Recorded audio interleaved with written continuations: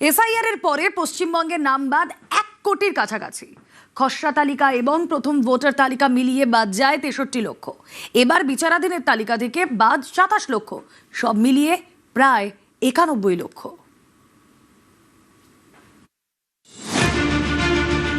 পশ্চিমবঙ্গে বিচারাধীনদের বিচার করেছেন বিচারকরা। 60,06,675 বিচারাধীনের মধ্যে বৈধ ভোটার 32,68,119, নাম বাদ 27,16,393, অর্থাৎ প্রায় 45.22% নাম বাদ। খসড়া তালিকা, প্রথম ভোটার তালিকা এবং বিচারাধীনদের নিষ্পত্তির পরে সব মিলিয়ে বাদ গেল 90,83,345, অর্থাৎ প্রায় 91 লক্ষ নাম বাদ। গত 16 ডিসেম্বর খসড়া তালিকা প্রকাশ করে নির্বাচন কমিশন। খসড়া তালিকায় বাদ পড়ে 58,20,899। এসআইআর এর পরে 28 ফেব্রুয়ারি প্রকাশ করা হয় প্রথম ভোটার তালিকা, তাতে বাদ পড়ে 5,46,053। বিচারাধীন তালিকা থেকে বাদ গেল 27,16,393। সব মিলিয়ে বাদ গেল প্রায় 91 লক্ষের নাম। পশ্চিমবঙ্গে ভোটার সংখ্যা দাঁড়ালো 6,77,42,891। নিউজ 18 বাংলা।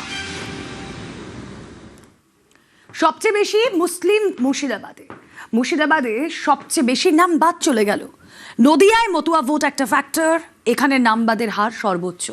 কোচবিহারে ফ্যাক্টর রাজবংশী ভোট, আর এই জেলায় 50% বিচারাধীনেরই নাম বাদ।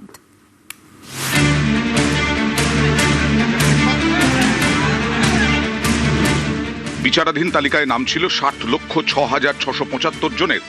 এর মধ্যে নাম বাদ গেল 27,16,393 জনের। এর মধ্যে সবচেয়ে বেশি নাম বাদ মুর্শিদাবাদে। সবচেয়ে বেশি বিচারাধীন ছিল মুর্শিদাবাদে, 11,01,145। এই মুর্শিদাবাদেই সবচেয়ে বেশি নাম বাদ গেছে, 4,55,137 বাদ। মালদায় বিচারাধীনের তালিকা থেকে বাদ পড়েছে 2,39,375 জনের নাম। মুর্শিদাবাদ এবং মালদা এই দুই জেলাই মুসলিম প্রধান।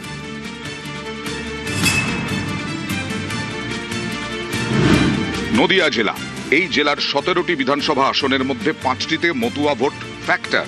নদিয়ায় বিচারাধীন ছিল 2,67,094। এর মধ্যে বাদ পড়েছে 2,08,626, যা শতাংশের হিসেবে সবচেয়ে বেশি, প্রায় 78%। 33টি বিধানসভা আসন নিয়ে উত্তর 24 পরগনা, এর মধ্যে বেশ কিছু আসনে মতুয়া ভোট ফ্যাক্টর। উত্তর 24 পরগনা জেলায় বিচারাধীন ছিল 5,91,252, বাদ গেছে 3,25,666।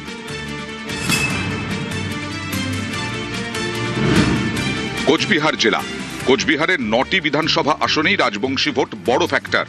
কোচবিহারে 2,38,107 জন বিচারাধীনের মধ্যে বাদ পড়েছে 1,20,725, শতাংশের বিচারে 50.71%।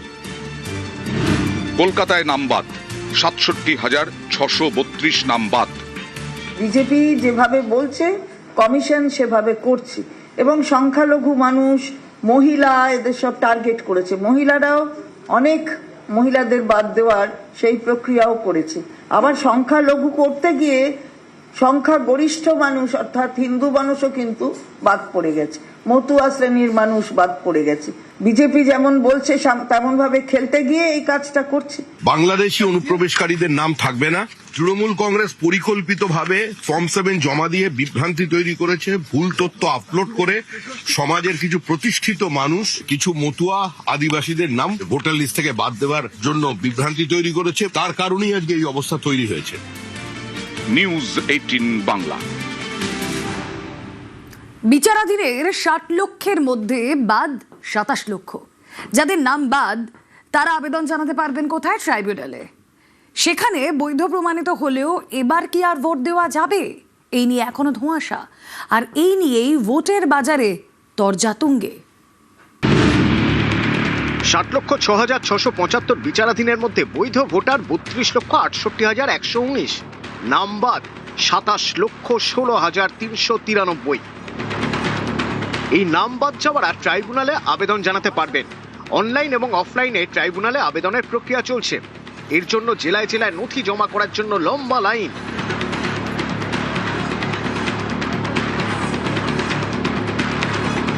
কিন্তু প্রশ্ন হচ্ছে, ট্রাইব্যুনালে বৈধ ভোটার প্রমাণিত হলেও এবার কি আর ভোট দেওয়া যাবে?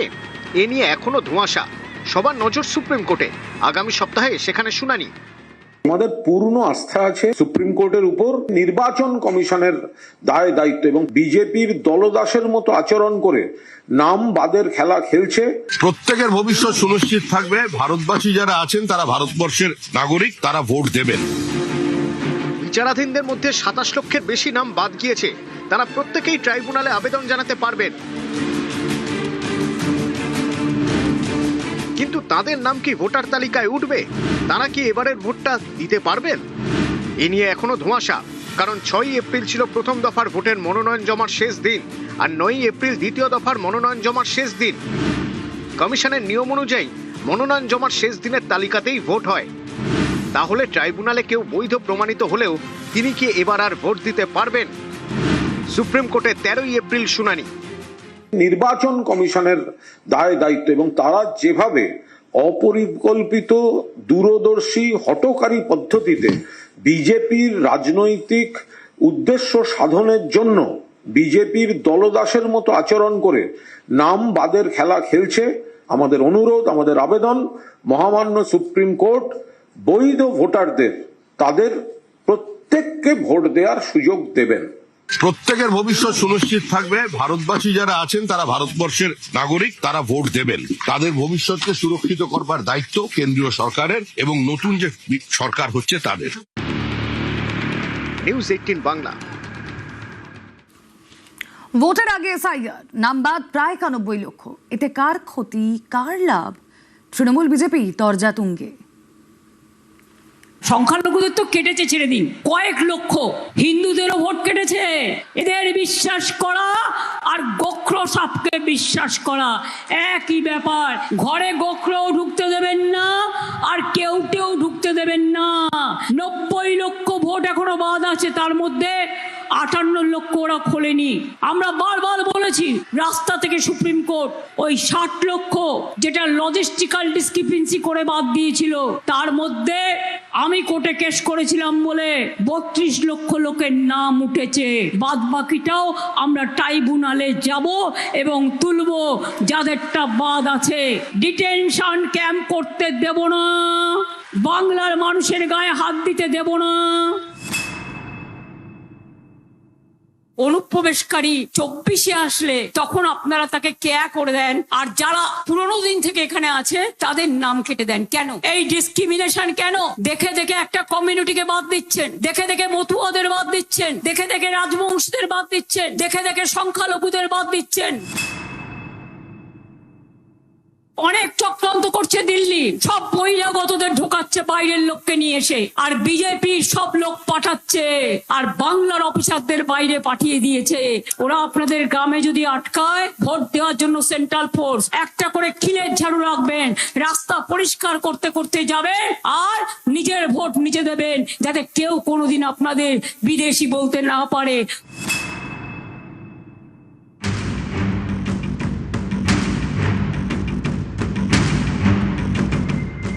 এসআইআর চালু হওয়ার আগে থেকেই এ রাজ্যে এসআইআর নিয়ে হাওয়া গরম।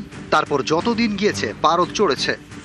1 কোটি নাম বাদ যাবে, লিখে রাখুন, ধারে আগে পরে হতে পারে, কিছু করার নেই। আমরা ডেট বানিয়ে দিয়েছি, নাম তো সব কাটবে। তারপরে তো 6 নম্বর, 7 নম্বর, 8 নম্বর ফর্ম রয়েছে, আমরা বসে আছি নাকি? আপনাদের বলি, রাখতে পারবে না।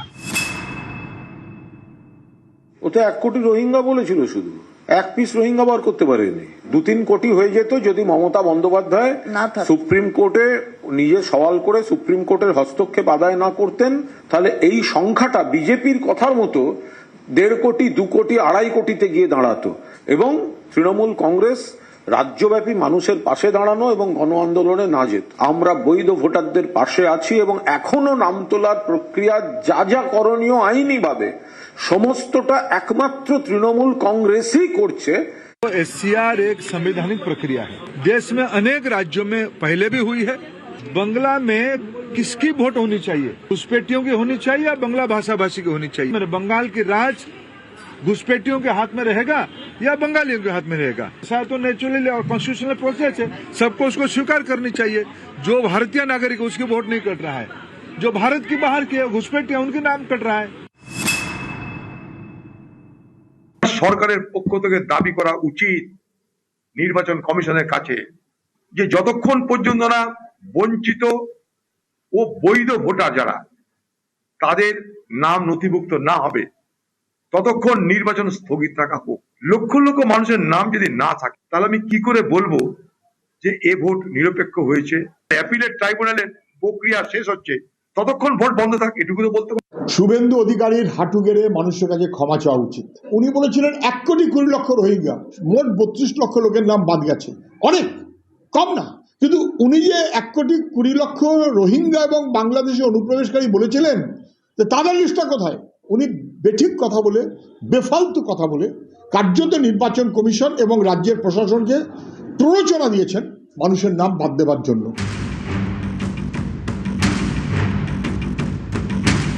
নিউজ 18 বাংলা। ট্রাইব্যুনালের লম্বা লাইন, চড়া রোদে ঘন্টার পর ঘন্টা, কারো হাতে পাখা, কারোর মাথায় ছাতা। মানে এটাকে নিয়ে বাড়িতে কাজ বন্ধ হয়ে গেছে, সেই নামা খাওয়া বন্ধ বলে সেই জিনিসটা হয়ে গেছে।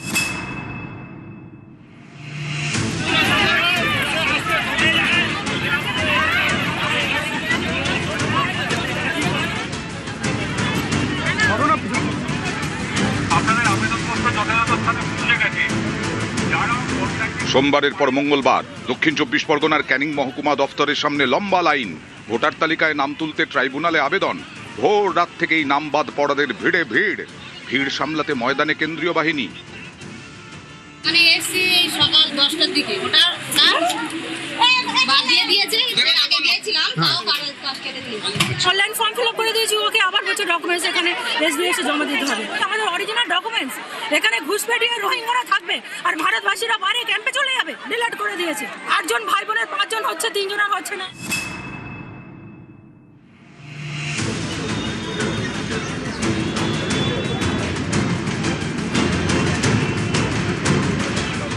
উত্তর 24 পরগনার বিধাননগরের এসডি অফিস। ট্রাইব্যুনালে আবেদন করতে অফিসের সামনে লম্বা লাইন। অনেকের নাম প্রথম ভোটার তালিকায় বাদ গেছে, কারো বাদ পড়েছে সাপ্লিমেন্টারি তালিকায়। নাম তুলতে তাই ট্রাইব্যুনালে আবেদন। ঘন্টার পর ঘন্টা লাইনে দাঁড়িয়ে ফর্ম ফিল আপ। প্রত্যেক বাড়িতে ভোট দিয়ে হ্যাঁ দিয়েছি। কত বছর ধরে আছে? 43 বছর। সমস্ত কাগজপত্র আছে? আছে। জমা দিয়েছিলেন? দিয়েছি, ডিলিট হয়ে গেছে। রাত্রি 4টের সময় সে বসেছি এখানে। পেন্ডিং ছিল আমার লিস্টটা, আমার নামটা কেটে গেছে। যা যা ডকুমেন্ট ছিল, আমার বাবা যা যা ছিল, জমির কেন্দ্র রাজ্য সরকারের জমি দিয়েছিল, সেই জমির কাগজপত্র নিয়ে এসেছি। আর আমার যে হসপিটালে আমি হয়েছি সেই হসপিটালের কাগজপত্র নিয়েছি। তাহলে কি আমি এই দেশের কি নাগরিক না? বাড়ির সবার এসে আমার এই ভোটটা কেটে গেছে।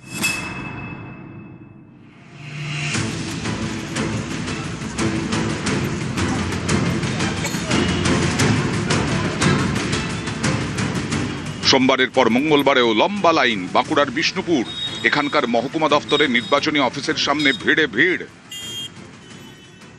লাইনে দাঁড়িয়ে আছি 4-5 ঘন্টা হয়ে গেল। আমরা 2002 ভোট দিয়েছি, আমাদের সব কাগজ আছে, সমস্ত কার্ড আছে, তবু আমাদের ডিলিট করে দিচ্ছে। আমরা ভোট দিতে নাকি পারবো না, প্রচুর গরম, আমরা হাত ফেল হয়ে যাচ্ছি। আমাদেরকে হায়রানি করে ছুট কাটিয়ে মেরে দিচ্ছে। আমাদের বাপ দাদা 14 পুরুষ এখানেই জন্মভূমি, অথচ আমাদেরকে ভোট দিতে দিবেনি বলছে। আমাদের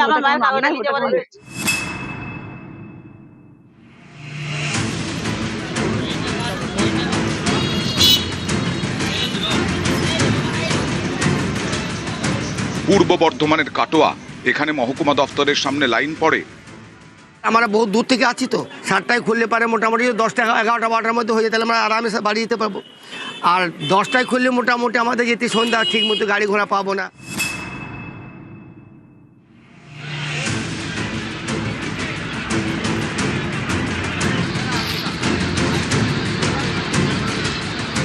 আলিপুরদুয়ারের রবীন্দ্র ভবন।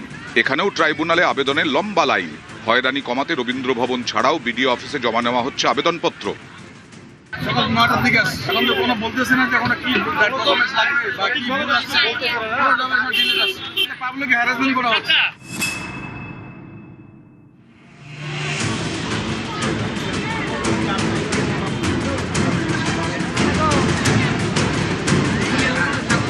মুর্শিদাবাদের বহরমপুর।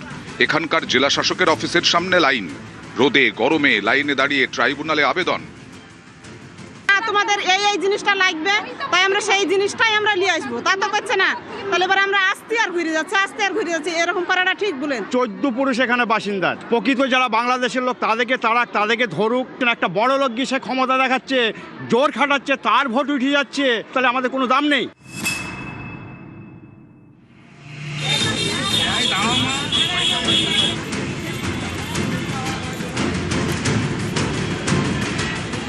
উত্তর 24 পরগনার বসিরহাট 1 নম্বর ব্লক ট্রাইব্যুনালে আবেদনের জন্য এখানকার বিডিও অফিসের সামনে সকাল থেকে লম্বা লাইন।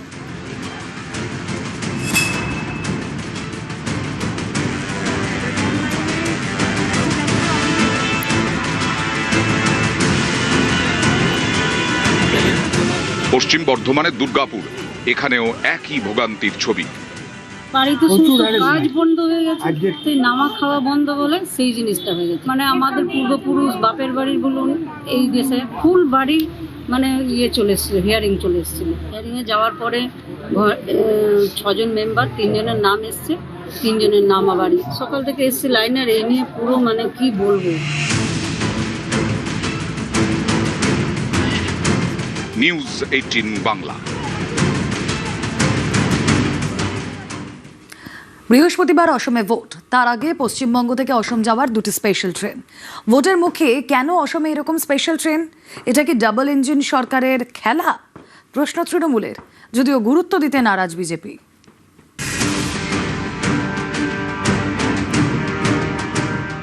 বুঝতে পারছে যে ভোটার আনা দরকার, ওখানে সরকার জনপ্রিয়তা হারিয়েছে। কেন্দ্রীয় সরকারের হাতে যত রকম ক্ষমতা আছে, এক ধরনের ব্যবহার হচ্ছে তাদের নিজেদের গভর্নমেন্ট যেখানে আছে, ট্রেন দাও, আরো লোক পাঠাও ভোট দিতে। আবার বাংলার ক্ষেত্রে এজেন্সি পাঠাও, ভোটার লিস্ট থেকে নাম কাটো। ডাবল ইঞ্জিন সরকারে তো সুবিধে বলতেই পারেন, কিন্তু আজকে পশ্চিমবঙ্গ ডাবল ইঞ্জিনের সরকার না থাকলেও এখানেও কিন্তু আমরা আমাদের অন্যান্য রাজ্যে যারা আমাদের মানে পশ্চিমবঙ্গের নাগরিকরা রয়েছেন তাদেরকে আমরা আনার ব্যবস্থা করব।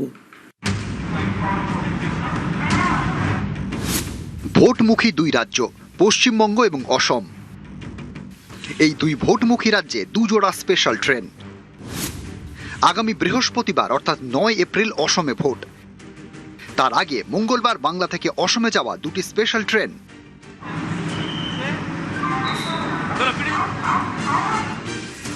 এ নিয়ে বিজ্ঞাপন দিয়েছে পূর্ব রেল।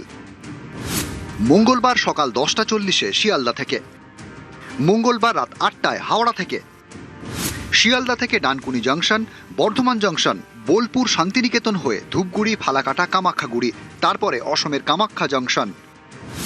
হাওড়া থেকে ছাড়া স্পেশাল ট্রেন যাবে বর্ধমান জংশন, বোলপুর শান্তিনিকেতন হয়ে মালদা টাউন, ফালাকাটা, কোকরাঝাড়, তারপরে কামাখ্যা জংশন। हुजाई का रहने वाला है। हुजाई आसाम में वोट है। जी जी जी टेंशन था ना, वोट कैसे डालेंगे? हाँ टेंशन था, अभी टेंशन फ्री हो।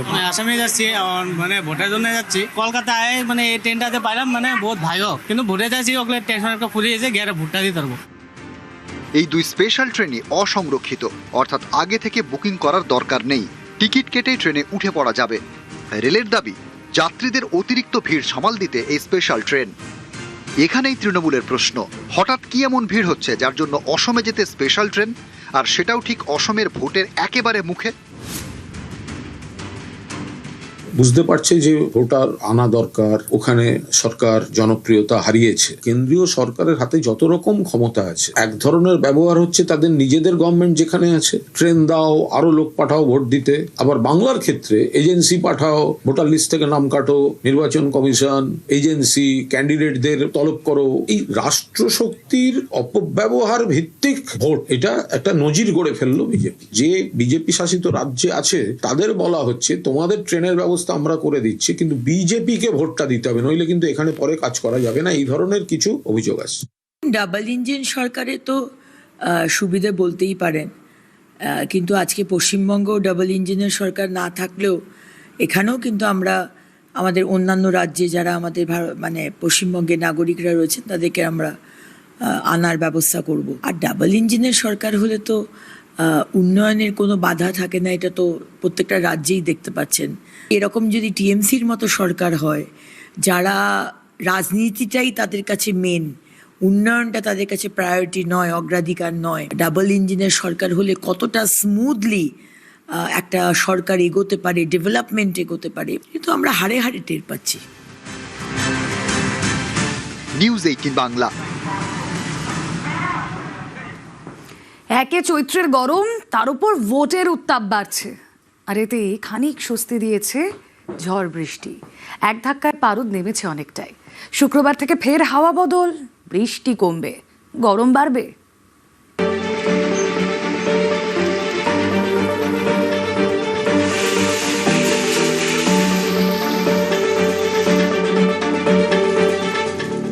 এখন আমাদের বাতাসে নিম্নস্তরের নিম্নচাপ রেখা আছে এবং বঙ্গোপসাগর থেকে প্রচুর পরিমাণে জলীয় বাষ্প আমাদের পশ্চিমবঙ্গে প্রবেশ করছে। তার প্রভাবে আগামী 9 তারিখ পর্যন্তই আমাদের রাজ্যের বিভিন্ন জেলাতে বজ্রবিদ্যুৎ সহ বৃষ্টিপাতের সম্ভাবনা আছে। তার সঙ্গে কিছু কিছু জেলায় দমকা হাওয়া 50 থেকে 60, আবার কিছু কিছু জেলায় 40 থেকে 50 হওয়ার সম্ভাবনা রয়েছে। শিলাবৃষ্টি হওয়ার সম্ভাবনাও রয়েছে 1-2 জায়গায়। উত্তরবঙ্গের ক্ষেত্রেও বিভিন্ন জেলাতে বৃষ্টিপাত হালকা থেকে মাঝারি, বজ্রবিদ্যুৎ সহ হওয়ার সম্ভাবনা রয়েছে। দার্জিলিং এর উত্তরাংশে তুষারপাতও হওয়ার সম্ভাবনা থাকছে। 10 তারিখ থেকে আমাদের বজ্রবিদ্যুতের বৃষ্টিপাতের পরিমাণটা কমে যাবে। 11 তারিখ থেকে তারপরে 2-3 দিন আরো শুষ্ক আবহাওয়া থাকার সম্ভাবনাই থাকছে।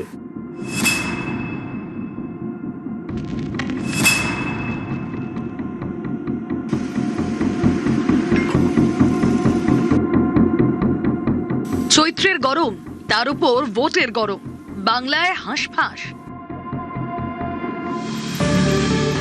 সপ্তাহের শুরুতে স্বস্তি দিয়েছে ঝড় বৃষ্টি। এক ধাক্কায় অনেকটা নেমেছে পারদ।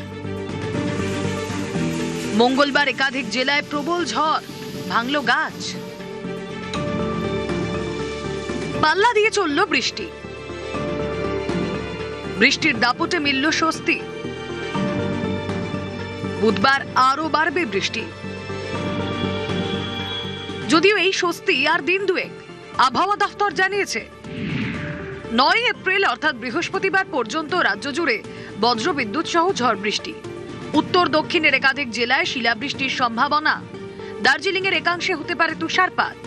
10 এপ্রিল অর্থাৎ শুক্রবার থেকে হাওয়া বদল, রাজ্য জুড়ে ফের চড়বে পারদ। এখন আমাদের বাতাসে নিম্নস্তরের নিম্নচাপ রেখা আছে এবং বঙ্গোপসাগর থেকে প্রচুর পরিমাণে জলীয় বাষ্প আমাদের পশ্চিমবঙ্গে প্রবেশ করছে। তার প্রভাবে আগামী 9 তারিখ পর্যন্তই আমাদের রাজ্যের বিভিন্ন জেলাতে বজ্রবিদ্যুৎ সহ বৃষ্টিপাতের সম্ভাবনা আছে। তার সঙ্গে কিছু কিছু জেলায় দমকা হাওয়া 50 থেকে 60, আবার কিছু কিছু জেলায় 40 থেকে 50 হওয়ার সম্ভাবনা রয়েছে। শিলাবৃষ্টি হওয়ার সম্ভাবনাও রয়েছে 1-2 জায়গায়। উত্তরবঙ্গের ক্ষেত্রেও বিভিন্ন জেলাতে বৃষ্টিপাত হালকা থেকে মাঝারি, বজ্রবিদ্যুৎ সহ হওয়ার সম্ভাবনা রয়েছে। দার্জিলিং এর উত্তরাংশে তুষারপাতও হওয়ার সম্ভাবনা থাকছে। 10 তারিখ থেকে আমাদের বজ্রবিদ্যুতের বৃষ্টিপাতের পরিমাণটা কমে যাবে। 11 তারিখ থেকে তারপরে 2-3 দিন আরো শুষ্ক আবহাওয়া থাকার সম্ভাবনাই থাকছে। নিউজ 18 বাংলা।